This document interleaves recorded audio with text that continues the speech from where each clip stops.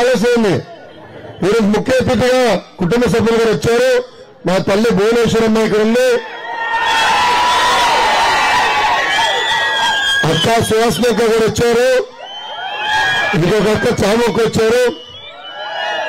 మా అమ్మ కొంచెం నడుము నొప్పిపోయింది, మన రోడ్లో వస్తుంటే మెల్లిగా వచ్చారు.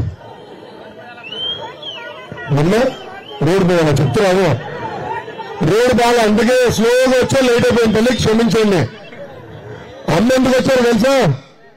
ఇప్పుడే కుప్పంకి వెళ్ళి వచ్చారు. కుప్పంలో ఎక్కువ మెజారిటీ వస్తున్నా, మంగళగిరిలో ఎక్కువ మెజారిటీ వస్తున్నా పేర్చుకుందని వచ్చారు.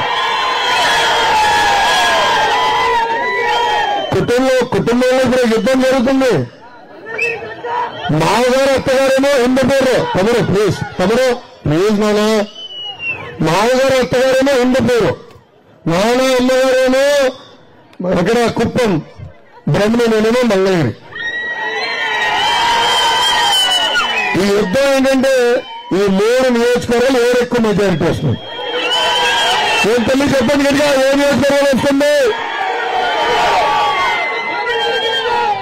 ఈ రోజు నేను కురేల గ్రామానికి వచ్చినప్పుడు నాకు ఇంతకన్నా స్వాగతం పలికిన గ్రామస్తులందరికీ పేరు పేరున నా ఉదయపూర్వక నమస్కారాలు.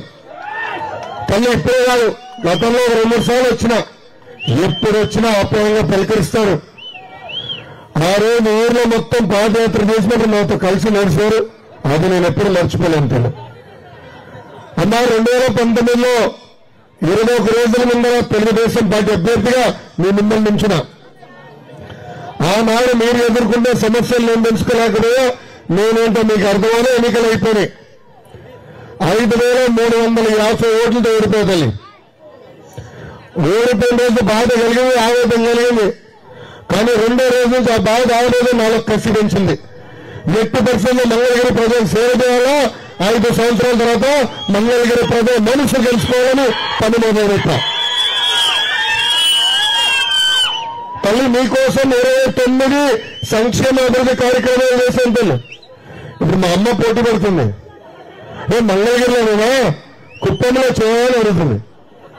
తగ్గేదే లేదని చెప్పా. అంతే తగ్గేదే లేదు. మా 29 కార్యక్రమాలు చేశాను తల్లి. మీకు తెలుసు, దారి పొరుగులో మనం వేసిన సిమెంట్ పనులు ఉన్నాయి, దారి పొరుగులో మనం ఇచ్చిన తోటల పనులు ఉన్నాయి. ఊర్లో పెళ్లి పెడితే గౌరవంగా బట్టలు పెట్టాం. ఊర్లో ఎవరిలో చనిపోతే మట్టి ఖర్చులు కూడా సహాయం చేశాం. అంటే సొంత కుటుంబ సభ్యులకి ఎలా ఆదరిస్తానో, ఎలా చూసుకుంటానో అదే విధంగా మంగళగిరి ప్రజల్ని మేము చూసుకున్నాం. తల్లి గత 25 సంవత్సరాలుగా మీరు 2 కుటుంబాలకు అవకాశం ఇచ్చారు.